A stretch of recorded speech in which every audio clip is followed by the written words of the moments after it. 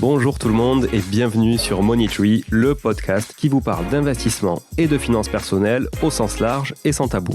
Je suis Julien Calamotte, investisseur passionné et auteur du livre à succès S'enrichir grâce à l'immobilier.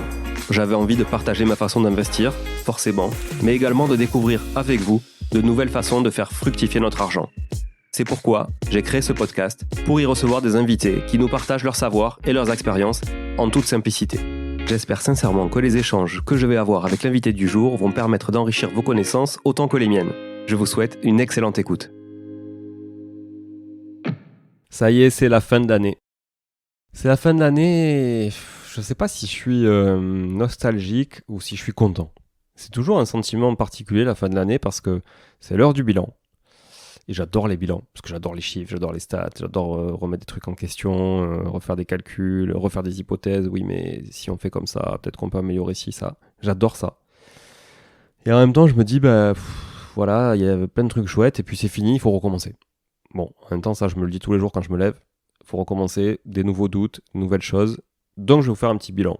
Un peu comme ça, à la hâte, à la volée. Je vais vous parler déjà du podcast. Et puis, je vais vous parler du business. Et de l'immobilier, et de l'investissement. Ce sont les choses qui m'animent, puis je vous parlerai peut-être de trucs un peu plus perso, j'en sais rien. Je sais pas ce que je vais vous raconter, mais je vous invite à rester en tout cas jusqu'au bout, parce que je suis plein de surprises, on ne sait jamais. Côté podcast, en 2023, ce sont plus de 100 épisodes qui ont été diffusés. Je m'étais donné pour objectif, rappelez-vous, de faire 2 épisodes semaine. Un épisode avec un invité et un épisode solo, ou pas d'ailleurs, puisque j'ai trouvé assez vite intéressant de faire intervenir pour vous et pour votre culture et pour ma culture des véritables sachants. Le dimanche aussi sur des capsules, donc en duo, sur des sujets que je me sentais pas trop de traiter tout seul parce que, 1, ça m'aurait pris beaucoup de temps de les préparer, c'est clair. 2, j'aurais pas été aussi serein qu'eux pour en parler peut-être, et je déteste, vous le savez, raconter des conneries. Donc quand je vous parle quelque chose, c'est que j'en suis certain. Et c'est que j'y crois. Donc j'ai trouvé ça super. Donc 2 épisodes par semaine. On s'y est tenu et croyez-moi, c'est un taf monstrueux. J'ai démarré l'année, j'étais tout seul. Je faisais tout. J'enregistrais les épisodes. Enfin bon, on va dire déjà, il fallait trouver les idées. Je trouvais les invités. J'enregistrais les épisodes, je les montais, je faisais les vignettes, j'écrivais les descriptions, je les diffusais, je les programmais, etc. Je répondais aux commentaires sur les réseaux sociaux. Je faisais les publications d'abord, avant de répondre aux commentaires. Je faisais les publications sur les réseaux sociaux. Beaucoup de taf. Vraiment, beaucoup. En milieu d'année, j'ai Laura qui a rejoint l'équipe. Laura qui a rejoint l'équipe sur Artae et qui s'occupait franchement à 80% du podcast. Et 20% pour Artae. Et ça, c'était un peu embêtant parce qu'on a un business à développer et que le podcast, c'est pas notre activité principale. Aujourd'hui, ça le sera jamais, a priori. Donc je ne fais pas partie de ces podcasteurs qui vivent de ça et qui ont envie d'en vivre et qui ne voudraient faire que ça. C'est pas du tout dans les tuyaux. C'est plutôt une activité annexe qui me fait grave kiffer, vraiment. Et je kiffe. Vous partager du contenu, vous présenter des invités, vous faire découvrir des choses, je kiffe vraiment. C'est un bonheur pour moi de le faire. Évidemment, la philanthropie et l'altruisme ont leurs limites, mais donc il faut que je trouve un modèle économique pour continuer à vous délivrer des choses tout aussi qualitatives qu'on le fait depuis le début de ce podcast. Donc Laura m'a rejoint, elle m'a beaucoup soulagé sur plein de sujets. Elle a monté les épisodes, elle a fait les descriptions, elle a créé tous les supports pour les réseaux sociaux, elle s'est occupée de la page réseaux sociaux. D'ailleurs, si vous m'écrivez sur la page Money Tree, c'est pas moi qui la lit et qui répond, donc mais il n'y a pas de souci, vous pouvez nous écrire avec grand plaisir. Mais vous adressez pas à moi directement en tout cas, vous pouvez le faire indirectement, c'est Laura ou même quelqu'un d'autre qui prendra le relais là-dessus. Et puis comme je le disais, Laura pouvait pas s'occuper de ça 80% de son temps parce que c'était pas bon pour le business principal qui est Artae Immobilier, notre société d'investissement clé en main, entre autres. Et donc on a Julien qui nous a rejoint. Julien que je salue, qui du coup écoute cet épisode en avant-première, puisque c'est lui aujourd'hui qui fait la post-production des épisodes. C'est lui aussi qui crée tous les supports sur les réseaux sociaux et c'est lui qui les publie. C'est lui qui écrit les descriptions. Donc je voudrais vraiment remercier beaucoup Laura et Julien. Je sais qu'ils écoutent les épisodes. Julien, il n'a pas le choix. même si le sujet ne l'intéresse pas forcément, il n'a pas le choix. C'est parce que il doit couper mes bafouilles, il doit monter les épisodes, il doit régler le son, il doit couper les petits bruits ambiants, électriques, etc. Tout ça, c'est un métier. C'est pas le sien d'ailleurs. Julien, il fait du market digital, il est plutôt sur les réseaux sociaux. Donc merci Julien, merci Laura de faire un bon binôme aussi avec Julien et de te consacrer aujourd'hui plus à Artae. Donc pour le podcast, plus de 100 épisodes, je le disais, beaucoup de boulot. On va garder le rythme pour 2024, on va garder le rythme, 2 épisodes. On a une belle surprise pour 2024. On est en train de monter un studio vidéo podcast. C'est pas un studio vidéo et podcast, c'est un studio spécifique pour tourner des podcasts en vidéo, pour développer notre chaîne YouTube qui manque cruellement de visibilité, mais vraiment cruellement. C'est étonnant parce qu'en fait, on avait une bonne portée quand on publiait les épisodes sur la chaîne YouTube qui s'appelait Julien Calamotte et que j'ai voulu refondre sous le nom de Money3 pour faire un univers cohérent. Et à partir du moment où on l'a refondu, on est passé à 10, 15, 20, 30 vues par vidéo, alors qu'on en faisait peut-être 800, 1500, 2000 des fois, parfois plus, sur des vidéos sur lesquelles il n'y avait même pas d'image, c'était juste la vignette de l'épisode. Maintenant qu'on met en plus de l'humain dedans, qu'on a une vraie interaction, qu'on a des gens qui sont filmés, on fait 10, 20, 30 vues. Je veux dire, c'est pas normal. Si des gens veulent nous aider à être plus visibles sur YouTube, 1, abonnez-vous à notre chaîne YouTube, 2, commentez les vidéos parce que ça nous fera monter un petit peu plus, 3, partagez les vidéos sur les réseaux aussi pour que les gens puissent aller découvrir la chaîne YouTube. Et puis si vous avez des astuces pour nous faire monter sur YouTube, franchement, c'est avec grand plaisir. Sur les autres réseaux sociaux aussi d'ailleurs, on est preneur de tout. Ça va jamais assez vite à mon goût. Voilà, et puis je vous rappelle effectivement aussi le petite évaluation 5 étoiles, ça fait toujours plaisir, avec le commentaire qui va bien, notamment sur Apple Podcast. Ça nous aide beaucoup, et surtout parlez du podcast autour de vous. Parlez-en au repas de famille, là, Noël, jour de l'an, votre anniversaire. Parlez-en à votre conjoint ou votre conjointe pour le dîner de la Saint-Valentin si vous savez pas quoi vous dire. Je sais pas, mais parlez du podcast. Parlez. Franchement, ça fait tellement plaisir quand on entend que les gens parlent du podcast, écoutent les épisodes dans le train, dans la voiture, en train de courir ou je ne sais quoi, ou faire du tricot, peu importe. On respectera toutes les activités des auditeurs tant qu'ils écoutent le podcast et des auditrices. Franchement, partagez-le, c'est vachement important pour nous. Voilà pour le podcast. Donc la grosse nouveauté, c'est ce studio. C'est un investissement de plusieurs dizaines de milliers d'euros que j'investis en centre-ville de Toulouse, rue Boulbonne pour ceux qui connaissent, plein cœur du quartier Saint-Étienne, à côté des très belles boutiques, beau quartier. Ça sera un studio très intimiste, vingtaine de mètres carrés, donc un studio qui pourra accueillir 4 personnes, un animateur, 3 invités par exemple, avec du matos très haut de gamme, digne de tournage hollywoodien. On va filmer en 6K, on va avoir un son de malade, on va avoir des setups de déco de malade aussi, un éclairage de ouf. Je mets beaucoup de cœur à l'ouvrage, je suis excité comme une puce par ce studio. Vous savez que je modère toujours mes émotions, mais croyez-moi, à l'intérieur, ça bouillonne. Je suis excité comme une puce. Donc l'idée, c'est d'utiliser ce studio pour nous, pour faire un contenu encore plus qualitatif qu'aujourd'hui, parce qu'il y a des choses qui ne me vont pas aujourd'hui, clairement, qui ne sont pas assez qualitatives, notamment quand j'ai des invités à distance, parce qu'on ne maîtrise pas l'audio à distance et on ne maîtrise pas la vidéo à distance, donc c'est vachement important pour moi d'avoir une régularité là-dessus. Et puis aussi parce qu'on va louer à d'autres podcasteurs qui sont en manque d'endroits sur Toulouse, notamment, ce qui n'est pas le cas forcément sur Paris, mais il y a un truc que je regrette quand même en France, c'est que Paris prend beaucoup de place sur plein de métiers et beaucoup trop de place à mon goût. Et j'adore aller sur Paris, je me régale à chaque fois à aller enregistrer des trucs sur Paris et à vivre la vie de Parisien. Et il y a des arrondissements que j'adore, et je fais tout à pied, je kiffe. Mais j'aimerais bien un peu dynamiser le sud et dynamiser le sud-ouest principalement, et donc Toulouse qui est quand même la 3e ville de France aujourd'hui, qui a déjà dépassé Lyon officieusement, puisque les stats datent de 2021, mais les prochaines en 2024 de recensement, à mon avis, vous verrez, Toulouse sera la 3e et non plus la 4e ville de France. Donc je pense qu'il y a quelque chose à faire. Il y a beaucoup... le plus gros youtubeur actuellement français, Thibaut InShape, est de Toulouse. Il y a d'autres gros youtubeurs qui sont de Toulouse. Il y a des podcasteurs qui sont de Toulouse, qui ont besoin aussi de tourner chez eux, et qui n'ont pas envie, de tourner chez eux, et qui ont des besoins de matos, des besoins d'endroits. Voilà, donc très très excité par ce projet. Les travaux démarrent là, je pense janvier-février. Le matos est déjà acheté. Notamment, je suis impatient. J'ai déjà tout acheté. J'attends plus que l'artisan démarre et finisse surtout pour pouvoir installer les meubles et le matos, faire tous les réglages. Et je vous promets, on va faire un premier épisode de malade. J'espère que je vais prévoir un truc de ouf. Peut-être un épisode à 4 d'ailleurs. Donc avec un bon débat. Ça pourrait être intéressant, c'est un débat que j'animerai. Putain, ça pourrait être chouette. Proposez-moi des invités.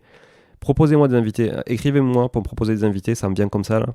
Des gens qui seraient peut-être un petit peu clivants et que je mettrais à la même table et au milieu desquels je ferais l'arbitre. Ça peut être intéressant. Donc on ferait même un épisode à 3 plutôt qu'à 4. Comme ça on aurait vraiment un one against one.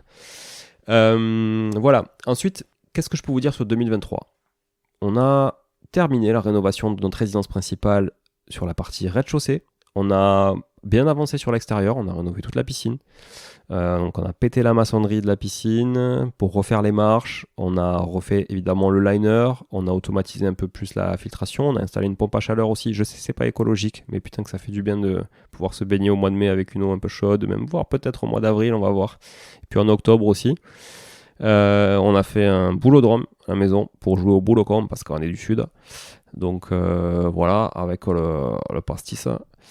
Et il me manque quand même pas mal de trucs. L'éclairage, on va mettre du gazon synthétique aussi parce que c'est beaucoup plus simple en entretien que le chien-dent qu'on a et la mauvaise herbe. Donc voilà, bon, on a repimpé un peu la terrasse, tout ça. On a reponcé, on a repassé du saturateur sur les terrasses. Bon, bref, de l'entretien qui avait jamais été fait pendant 20 ans dans cette baraque, malheureusement.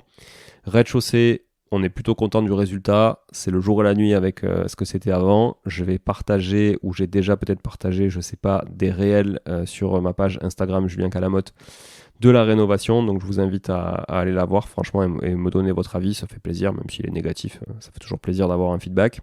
On a attaqué le haut, ça y est aussi, on est en train de faire notre suite parentale, une belle suite parentale aussi, avec de beaux matériaux, belles ambitions de rendu, on a en tout cas. Donc voilà, je vous montrerai ça, puis après il nous restera encore une salle de bain à faire et on aura fini toute la maison. Et enfin, en dernière étape, le garage, parce que j'aimerais bien plaquer le garage, faire un sol propre aussi, et que ça ressemble pas forcément à un garage, mais plutôt, je dirais, à une pièce annexe où on pourrait faire autre chose que juste stocker des trucs avec plein de toiles d'araignée. Voilà, côté IMO, alors comme j'ai pas préparé l'épisode, qu'est-ce que je peux vous dire, on est en train de tester une coloc dans une ville moyenne pour voir si ça marche, une coloc de 2 chambres avec un produit un peu exceptionnel dans le sens où c'est un produit où il y a une terrasse en plein centre-ville. Donc je me dis que ça peut être intéressant, c'est un T3 qui fait 57 mètres carrés plus la terrasse. Ça peut être intéressant pour une coloc. Donc on est en train de tester ça parce que j'ai pas mal de clients qui me demandent par exemple si la coloc c'est intéressant sur cette ville. Et moi tant que j'ai pas testé, je me prononce pas trop. Voilà, donc ça va servir de laboratoire. Si ça marche pas, ça marche pas, on le mettra en location standard. Et si ça marche, tant mieux, je pourrais dire que ça marche. Voilà, on va calmer la location courte durée sur la partie IMO. Je vais enchaîner sur l'IMO du coup. On va calmer la location courte durée. Il y a une sacrée différence. Entre 2019 par exemple, je prends une année qui a été assez faste pour nous sur la location courte durée où franchement on s'est vraiment gavé. Exemple sur un studio en centre-ville de Toulouse, après avoir payé full délégation, conciergerie, ménage, plateforme, il nous restait parfois 900 €, ce qui était faramineux pour un studio à Toulouse, après avoir payé les lecs, etc. Internet et compagnie. Aujourd'hui, il va nous rester à peu près plutôt 600 €, ce qui finalement la location d'un studio en location meublée standard entre 600 et 650 €. Donc voilà, il y a 2 fois plus de logements qu'en 2019 sur le marché toulousain. Donc 2 fois plus de concurrence. Ce qui mathématiquement a fait baisser les prix et baisser aussi les taux d'occupation de chaque logement. Donc c'est double peine. Voilà, plus les restrictions réglementaires qui notamment bloquent énormément les personnes morales, type SCI, et qui vont bloquer encore de plus en plus les personnes physiques aussi, avec des lois de compensation notamment sur Le fait d'acheter un local commercial pour compenser le fait qu'on sacrifie une habitation pour faire un usage commercial qui est la location courte durée, ou d'acheter un local commercial pour le transformer et l'utiliser directement en location courte durée. Bon, enfin, loi de compensation classique, donc ça doit arriver de toute façon dans toutes les grandes villes. Voilà, donc je pense que les belles heures de la location courte durée, en tout cas à Toulouse, sont passées. Donc on est en train d'arbitrer quelques trucs. Alors, pas arbitrer dans le sens où on va revendre, mais plutôt d'arbitrer les types d'exploitation. Donc on file quelques biens en sous-location aussi, des connaissances qui ont des boîtes de sous-location et qui, elles, prennent leur marge sur l'exploitation en courte durée, mais en tout cas, c'est plus notre sujet, c'est le leur. Voilà, ou alors on remet en location longue durée aussi, parce que de toute façon, ce sont des investissements qui sont tout aussi intéressants. En location longue durée, la location courte durée ayant été un bonus éphémère, de quelques années tout de même, mais éphémère. Voilà, côté IMO, qu'est-ce que je peux vous dire? Marchand de biens, beaucoup de stocks encore, beaucoup de projets actuellement, beaucoup de stocks, donc voilà, un peu dur sur la partie liquidité de ces projets. Bon, clairement, voilà, j'ai fait quelques petites erreurs, pas forcément des erreurs de choix relatives à l'immobilier, mais des erreurs aussi quelques erreurs globalement dans peut-être d'avoir démultiplié trop de projets, d'avoir multiplié trop de projets en même temps. Ça, c'était un peu impactant, je pense. D'avoir mobilisé peut-être trop de fonds propres aussi sur des opérations qui n'en valaient pas le coup et qui se retrouvent être catastrophiques en termes de marge, voire même inexistante en termes de marge, parce que je pense qu'il y a une opération qu'on est en train de liquider à 0, voire même on va peut-être laisser 10 ou 15 000. Mais bon, vaut mieux laisser 10 ou 15 000 qu'aggraver l'hémorragie en perdant du temps. Voilà, ça arrive, ça m'est déjà arrivé de perdre de l'argent sur des OP, c'est pas... Ça arrive, hein. J'ai eu une OP, je me rappelle, sur un studio en centre-ville de Toulouse où j'avais prévu de virer le locataire pour le rénover et le revendre, chose que au bout de 2 ans, j'ai jamais pu faire parce qu'en fait, le locataire était surprotégé et c'était surtout un vrai connard. Mais vraiment, mec qui m'a insulté de tout. Enfin, c'était vraiment très compliqué, très menaçant. Donc au bout d'un moment, j'ai dit ok, je prends ma perte, j'ai vendu avec 5 000 euros de perte. Je crois que je l'avais raconté dans un bilan. J'ai pris ma perte, 5 000 euros de perte, et je passais à autre chose parce que au bout d'un moment, ça sert à rien de passer du temps et de la charge mentale là-dessus. Donc voilà, des fois, il vaut mieux prendre sa perte et stopper l'hémorragie que d'essayer tant bien que mal de limiter la casse. Et au final, quand on fait le bilan dans ces situations-là, on se retrouve souvent à regretter de ne pas avoir pris la décision avant. Donc voilà, ça arrive, mais malgré tout, on a des très belles opérations à côté avec des très belles marges. On a fait quand même des OP aussi avec des marges à plus de 100%. Donc ça veut dire on était limite lésion. Ce qu'on appelle la lésion, c'est le fait de vendre... avec tellement de marge que le vendeur qui vous a vendu le bien peut se retourner contre vous et vous dire attendez, vous m'avez arnaqué, donc moi je veux reprendre le bien, ou vous me redonnez un prix en conséquence. Donc voilà. Donc la lésion, c'est un sujet très très touchy pour les marchands de biens qui achètent très très bas et qui vendent très très cher sans faire de travaux.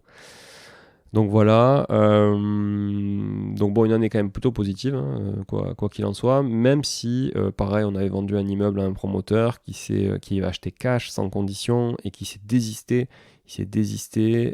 Donc on est parti au clash parce qu'il n'a pas voulu nous laisser le dépôt de garantie, donc on a dû quand même mettre une avocate dessus. Sylvie, que je remercie, je sais pas si tu m'écoutes, mais en tout cas, d'ailleurs, je vais la faire venir bientôt sur le podcast pour qu'elle nous partage un peu d'expérience sur les contentieux IMO.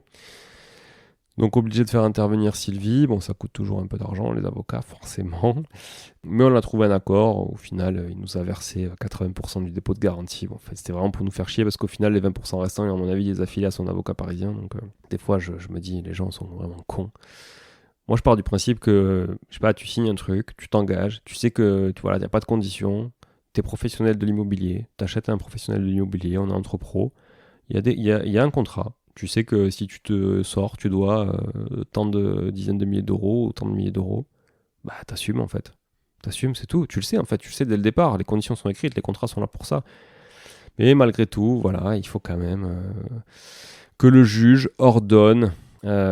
Si en tout cas l'acquéreur et le vendeur ne sont pas d'accord, il faut que le juge ordonne quelque chose pour que le notaire puisse virer les fonds au vendeur qui lui pourtant avait une promesse de vente qui engageait l'acheteur à lui verser un dépôt de garantie en cas de finalement de rétractation sans aucune raison relative à des conditions suspensives. Bref, du coup, ça n'a pas été le cas, ils ont voulu nous faire chier. Bon, heureusement, on a trouvé un accord, on n'a pas été obligé d'aller au tribunal, parce que sinon ça aurait pris 2 ans pour que le juge donne cette ordonnance. Donc, on a trouvé l'accord, mais bon, malgré tout, c'est toujours chiant, et ça empêche de dormir quelques nuits. Voilà, donc on remet cet immeuble à la vente, immeuble que d'ailleurs je pense finalement racheter moi, parce qu'il est top. Il est top et je suis un peu des fois étonné, voire frustré que des acquéreurs n'arrivent pas à voir le potentiel des biens qu'on peut vendre. Bon, après voilà, c'est un immeuble de 400 mètres carrés, il y a 400 000 de travaux, il y a du gros œuvre, enfin, il y a des gros trucs à faire, il y a des trémies à boucher, des trémies à recréer, des escaliers à créer, enfin, des trucs bon. Voilà, donc c'est vrai que c'est pas donné à tout le monde, je le conçois.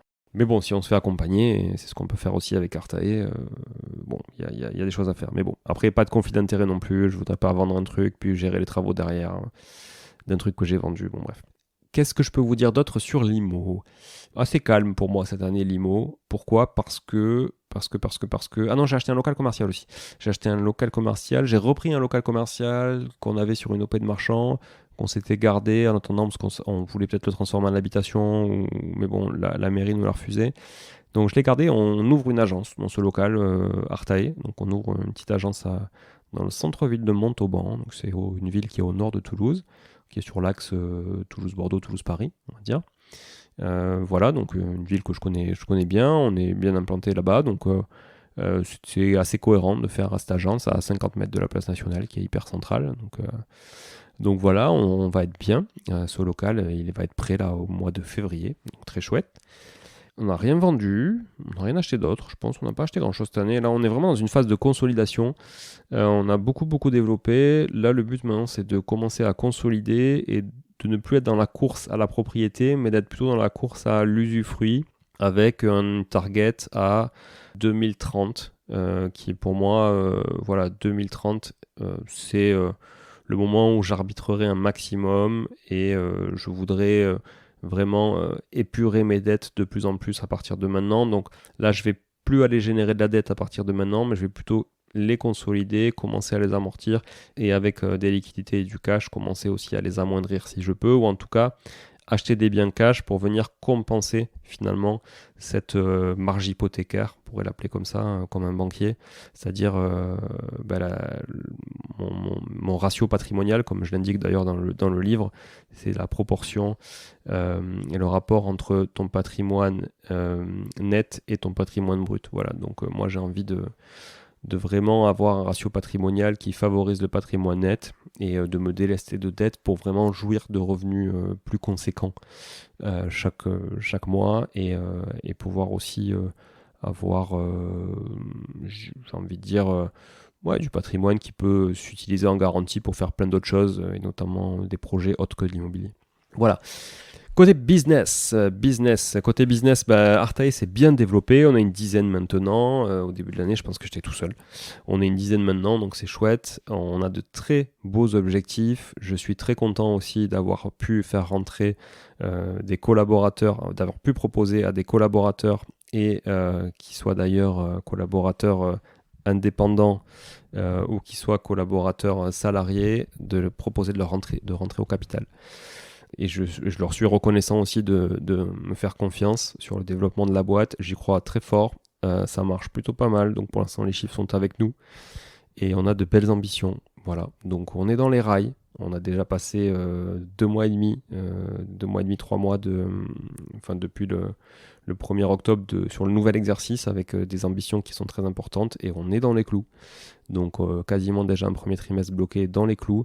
Je vous en dirai plus, je pense, à la fin de l'année fiscale, donc dans 3 trimestres, on va dire, parce que j'aime bien faire les bilans, comme je vous le dis, à la fin du game et pas au démarrage sur des bases de prévisionnel. Donc voilà, en tout cas une belle année 2023 avec un modèle totalement revu comme je l'indiquais en début d'année 2023. On est une agence vraiment dédiée aux investisseurs. On fait aussi de la résidence principale, mais en tout cas, on a un mindset d'investisseur et on suit les gens vraiment de la définition de leur stratégie, on les accompagne là-dessus, à la recherche du bien, les travaux, l'ameublement, la déco, la mise en location et une activité aussi de gestion locative et une toute nouvelle activité depuis maintenant un mois et demi, qui est une activité de cuisine qui s'appelle Artae Intérieur. Des cuisines qu'on fait fabriquer nous-mêmes directement en Italie, qui sont hyper qualitatives, qui sont bien plus qualitatives qu'une cuisine Ikea, qu'une cuisine Leroy. Et en termes de prix, on a différentes gammes, mais on a une gamme spécifique pour les investisseurs qui veulent une gamme abordable, qui aurait plutôt tendance d'ailleurs à acheter du Leroy ou à du Ikea. On a une gamme qui va être à peu près 15 à 20% au-dessus d'Ikea ou d'un Leroy, mais qui, pour le coup, est livré monté. Donc beaucoup d'économies sur la pose, beaucoup plus solide. Quand je dis livré monté, c'est-à-dire que vous recevez le caisson avec les tiroirs ou les casseroliers ou peu importe, les façades, etc. Tout est monté. Les façades sont déjà dessus, vous le sortez du carton, vous n'avez plus qu'à le poser, à le mettre de niveau, et c'est fait. Et visser les pieds, évidemment. Pas mal de textures de façade différentes, pas mal de coloris. Alors évidemment, hein, plus on va chercher du truc atypique, plus on va aller dans des prix élevés.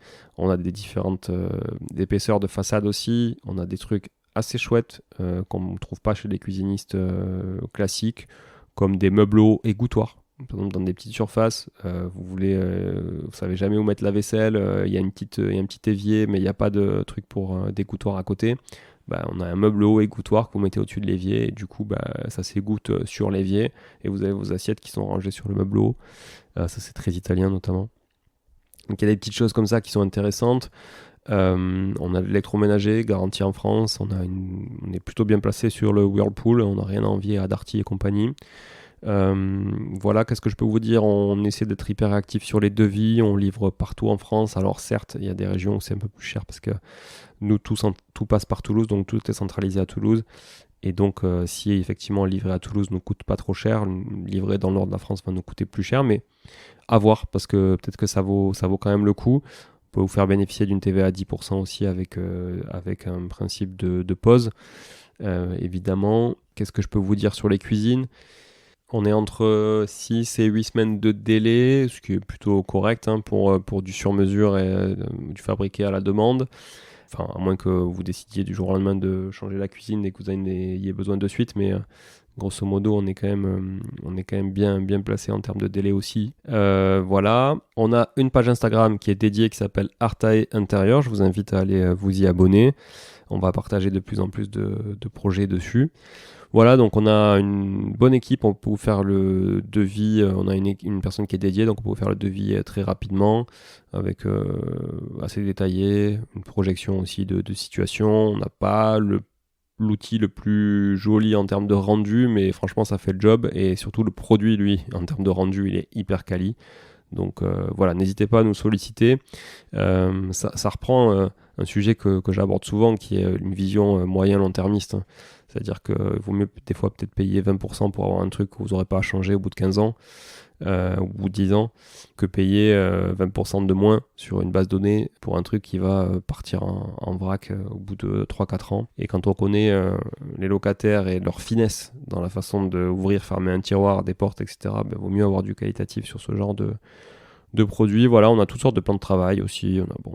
On a vraiment un très très gros catalogue. On peut absolument tout faire.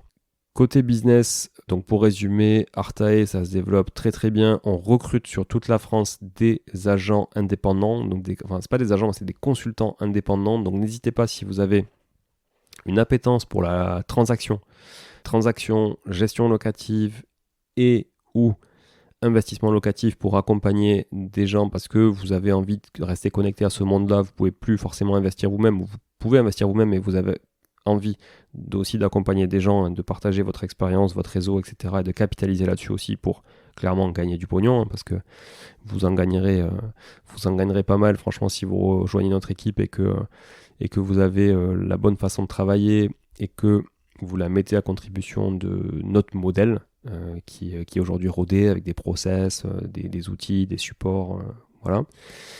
Donc n'hésitez pas à nous contacter, envoyez un mail à contact@artae.imo, i2mo, n'y a pas de .com.fr, c'est .imo, contact@artae.imo.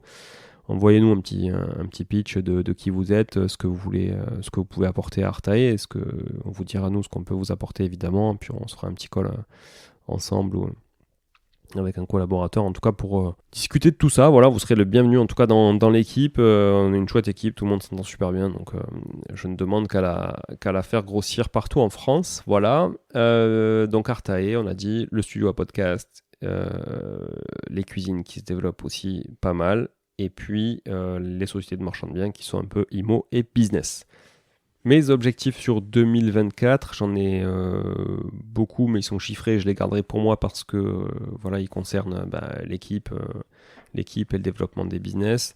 Mais c'est déjà de finir la résidence principale aussi parce que voilà, on a envie d'être maintenant un peu plus tranquille. Bien, c'est toujours chiant d'avoir des travaux chez soi, surtout quand on en a plein ailleurs chez les clients et que tu les gères déjà, ou dans des investissements locatifs. Qu'est-ce que je peux vous dire ? Si, je vais vous dire. Donc sur mes objectifs 2024, ils sont principalement en matière de communication. Donc sur le podcast, je vous en ai parlé, mais il y a aussi les réseaux sociaux. Je vais être très très actif sur LinkedIn cette année. Donc l'objectif, c'est une publication par jour. Donc 2 épisodes de podcast par semaine, une publication LinkedIn par jour et au moins 2 publications Instagram par semaine. Donc publication, ça veut dire réel, ça veut dire post, etc. C'est pas des stories, mais un truc qui reste plus dans le temps que les stories. Donc c'est un objectif clair. LinkedIn, je suis sur ce réseau depuis 2009, je l'ai vu évoluer. Il n'a absolument plus rien à voir avec ce qui était il y a 15 ans, ni même il y a 2-3 ans. Il accorde absolument aucun crédit aux pages professionnelles, il met en lumière que des personnalités pour du personal branding, comme on le dit. Donc en entrepreneur dévoué que je suis, je vais mettre mon énergie au service de ma boîte, mais je vais le faire en mon nom, parce que malheureusement, en le faisant avec Artae, en le faisant avec Money3, ça ne fonctionne pas. Donc voilà, ça va être du taf très chronophage, mais j'espère que ça paiera, et j'espère que vous viendrez nous suivre sur LinkedIn, que vous viendrez suivre les pages Money3, les pages Artae, et que vous viendrez aussi suivre ma propre page pour suivre toutes ces aventures. Voilà, et sur Insta, pareil, suivez-moi, Julien Calamotte, tout attaché, artae.intérieur pour les cuisines, Artae Immobilier pour Artae Immobilier, comme son nom l'indique, et Money3 Podcast, tout attaché pour le podcast. Voilà, je vous souhaite à tous d'excellentes fin d'année, une merveilleuse année 2024, mais je vous retrouverai certainement très vite pour le premier épisode de 2024, et je vous dis à très bientôt, ciao ciao. Non, l'épisode n'est pas encore terminé.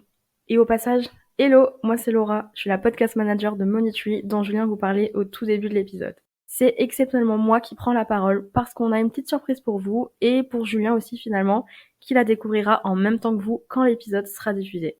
On vous a combiné les meilleurs moments des enregistrements des épisodes de cette 3e saison pour en faire un petit bêtisier pépite qui démarrera dès que j'arrêterai de parler. Donc on espère vraiment qu'il vous fera rire autant qu'il nous a fait rire nous en le préparant. Bon allez, pas plus de suspense, c'est parti. Du côté de ma mère, c'était très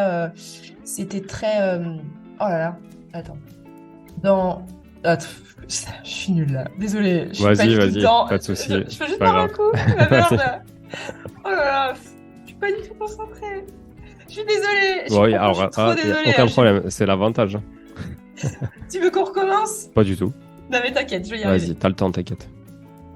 Attends, tu peux mettre la clim, s'il te plaît, je crève de chaud.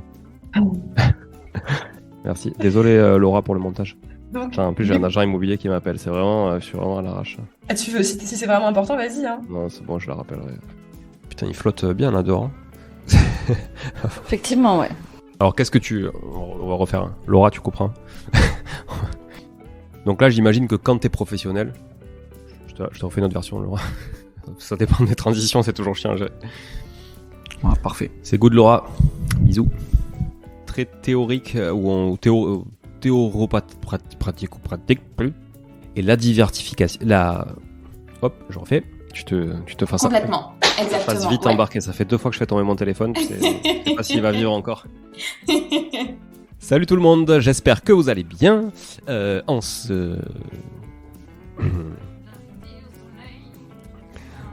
C'est une chance qu'on n'aura jamais. Chaque jour c'est pareil. Bonjour à tous et bienvenue sur cet épisode Non, je dis tout le temps un peu particulier. Bonjour à tous et bienvenue sur cet épisode replay. J'en peux plus, putain, ça me saoule.